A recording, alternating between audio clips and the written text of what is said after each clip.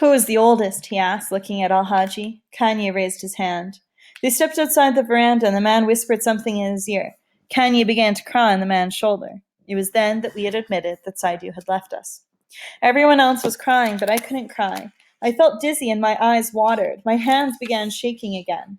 I felt the warmth inside my stomach, and my heart was beating slowly, but at a heavy rate.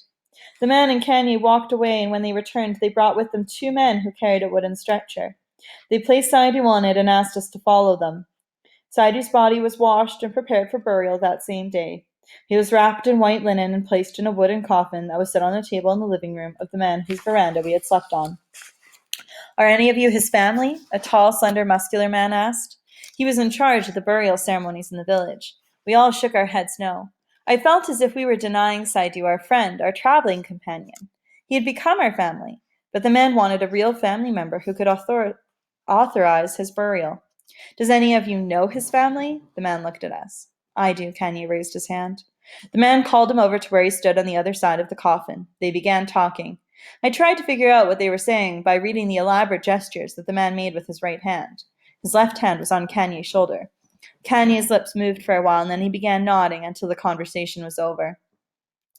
Kanye came back and sat with us on the stools that were provided for the funeral service, which only we attended, along with the man whose veranda Saidu had left us. The rest of the people in the village quietly sat on their verandas. They stood up as we walked through part of the village to the cemetery. I was in disbelief that Saidu had actually left us. I held on to the idea that he had just fainted and would get up soon. It hit me that he wasn't going to get up only after he was lowered into the hole, just in the shroud, and the diggers started covering him with the earth. What would have left with him was only a memory. The glands in my throat began to hurt. I couldn't breathe well, so I opened my mouth. The man who had asked earlier if any of us were Saidu's family began to read surahs, or prayers. It was then that I began to weep quietly. I let my tears drip on the earth, and the summer dust absorbed them. The men who had carried Saidu began placing rocks around the grave to hold the mounds of earth. After the burial, we were the only ones left in the cemetery. There were mounds of earth all over. Very few had sticks with something written on them. The rest were anonymous. Saidu had just joined them.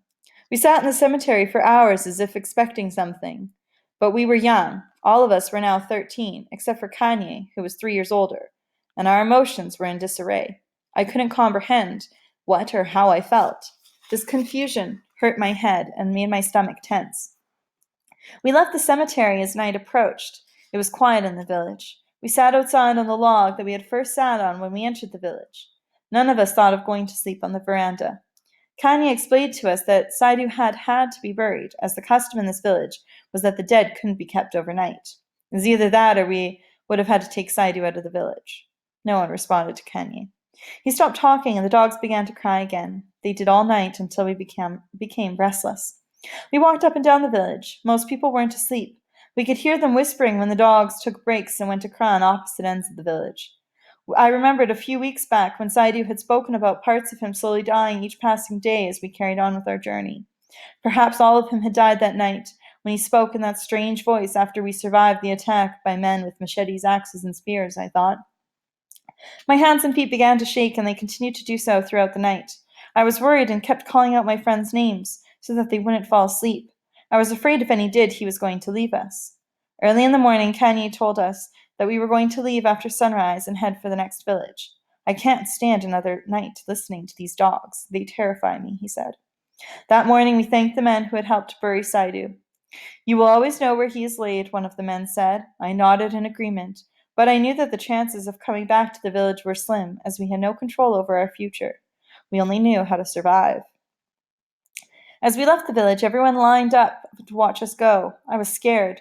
This reminded me of when we had walked through the village with Saidu's body.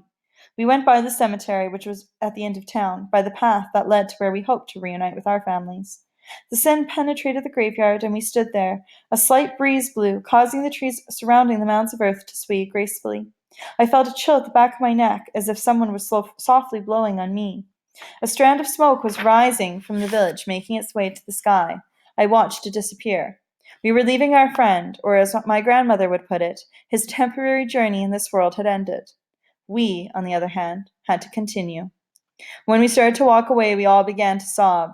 The cockcrows faded only to make us aware of our silence, the silence that asked, Who will leave us next? The question was in our eyes when we looked at each other. We walked fast as if trying to stay in the daytime, afraid that nightfall would turn over the uncertain pages of our lives.